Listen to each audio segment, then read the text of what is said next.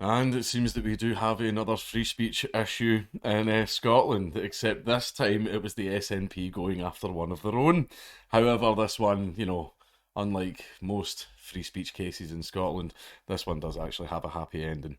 Scottish nationalists, bear in mind, like, a Scottish nationalist is a very different thing to a nationalist, who unveiled England Get Out of Scotland banner at Edinburgh Airport to discourage tourists, celebrates as charges against him are dropped.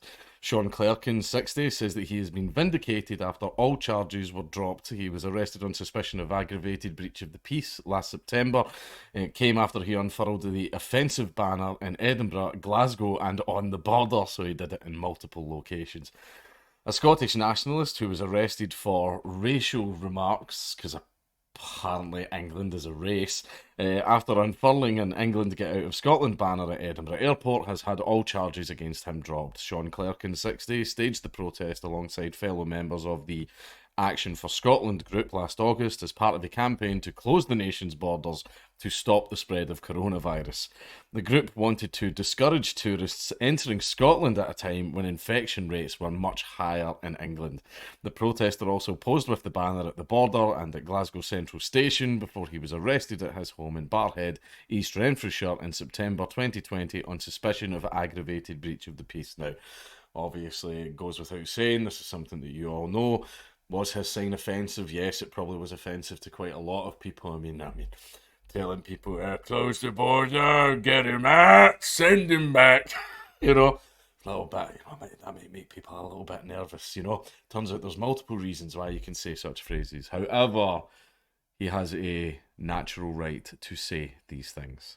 So that's fine, and he should not have been arrested for it. However, unfortunately, he was. But Mr. Clerkin says he has now been vindicated after the Crown Office and Procurator Fiscal ruled that there was effectively no case against him. And I really hope it goes into the details of this. I'm hoping to hear some based judge turn around and say, yeah, this is a lot of shit. Yeah, but this violates his human rights, etc., etc. I really hope there's some more details in here. The nationalist branded the ordeal a waste of taxpayer money. Yes, absolutely correct. In fact, completely was. And a malicious prosecution. Yes, absolutely. I would agree there as well. When he was informed of the ruling at court on Tuesday. So his trial lasted about a year. He says, this has been a waste of taxpayers' money. I have been taken through the mental wringer because, trust me, see when you know your government and court system are corrupt as fuck, and especially when you know that it's not just the police acting on it, like especially in my case, it was people way up in the government that were coming after me. That does put you through the mental ringer. That can have a serious effect. See when you're walking through that door, knowing that the guilty verdict was decided before the handcuffs were even put on you, like that affects you. That can have an effect on you. I have waited a year and a half with this over my head, and I am innocent. I can't believe they put me through all of this just to tell me while at court that the case was dropped. Good, that's fantastic. I really want to hear what the judge said. I have gone through months of stress over this. Mr. Clerkin had argued that the arrest breached his right to protest. Yes, he did have a right to protest. You can protest for or against whatever the hell you want. That is your right to freedom of speech. The police cannot arrest you for it. If the police do that, then they are violating your human rights. And this man, Mr. Clerkin, he did in fact have his human rights violated, and I feel that he deserves compensation from the police and from the Scottish courts. The charge sheet read that he was accused of behaving in a threatening or abusive manner, which was likely to cause a reasonable person to suffer fear or alarm. Now, that whole the reasonable man, as it's called in Scottish law, probably in English law as well, is basically, would a reasonable person be offended or upset or threatened by X, whatever thing is in the law? Now, the problem is what constitutes as a reasonable man is something that is completely, utterly subjective. For example, I think that beating your wife for a tiny, small infraction is quite an unreasonable thing and not a thing a reasonable man would do. However, in places like Saudi Arabia, well, that's just Tuesday, isn't it?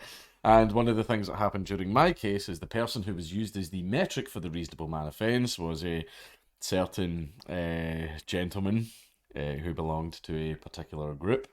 who was the professional witness. Like, he was being presented as a personal witness. He wasn't. It was a professional witness, you know. And he was the reasonable man being used as the metric to decide whether or not my video was grossly offensive. However, when we wanted to ask him questions to establish whether or not he truly was a reasonable man, the judge blocked all attempts at this. So basically, the man who was being used as the reasonable man in my case, we were not allowed to discover whether or not he was, in fact, a reasonable man. In fact, the courts prevented that. And just to give you an example of some of the things that this man said, he says that me teaching my dog to lift its paw was animal abuse. So, no, he was not a reasonable man. However, you know, his testimony was used to convict me. Because courts are fair in Scotland, yeah, fair trial. So basically, just to say, the reasonable person or the reasonable man thing in Scottish law, bogus, absolutely bogus. It needs removed. It's absolute crap. It's completely objective in the well, of course, because it's a nice little grey area. The courts and the prosecution, oh, they fucking love it. They'll do everything they can to keep it there because it lets them bend the law to whatever direction they need it to go in. As he displayed a banner with offensive and racial remarks, England again is not a race. Jesus Christ. Contrary to Section 38(1) of the Criminal Justice and Licensing Scotland Act of 2010. Mr. Clerkin said the banner, which also prompted complaints to police when it was displayed outside Glasgow Central, will no longer be used. He admitted, I don't want to go through all of this again. I feel like I have been harassed, and yep, I completely understand why he feels like that. The Scottish resistance. However, I still feel it is his right to say that. It is his right to say that, and if he wants to display that banner, then yes, he can in fact display that banner. At the time of the demonstration, he says, we are doing the protest to continue our call to the Scottish Government to close the border and all ports of entry for non-essential travel from England to Scotland to protect the people of Scotland from COVID-19. He told the police it is not against the law to have a banner that some may disagree with. I realise in an ideal world that would absolutely be the case. However, in Scotland, we do not have free speech here. That, you know, most basic fundamental human right that all the other rights are built on, unfortunately, we don't have it. There are human rights that we just simply don't have here. However, I am trying my hardest to change that. But, you know, the government benefits greatly from people not having human rights. So, you know, trying to get the government to protect human rights, yeah, I don't feel it's going to work. So I think what we should do is remove the government entirely if it's not doing its job. The first time the banner was displayed was in Edinburgh, and a complaint was made to a senior police officer who stated to me that the banner was not offensive and I could continue to display it. That was at the SNP Spring Conference in 2019. It said the word England. It did not stipulate any hate towards the race. Yep, that's fine, it's talking about England.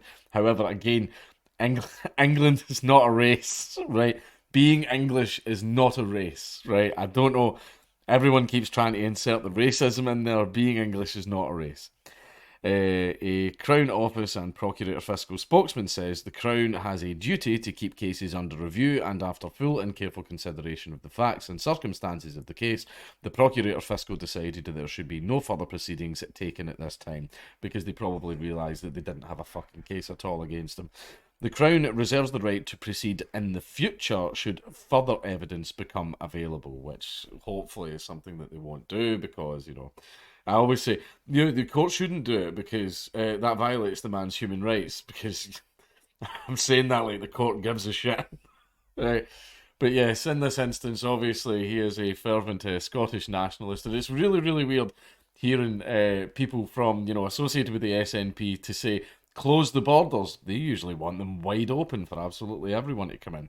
So obviously me and this gentleman may have a lot of disagreements on certain particular things. However, just because me and him disagree does not mean that he does not have the right to freedom of speech. And the courts in this case violated it and dragged him through trial for 1.5 years and harassed the absolute shit out of him. So if you ask me, the Scottish Government owes him compensation.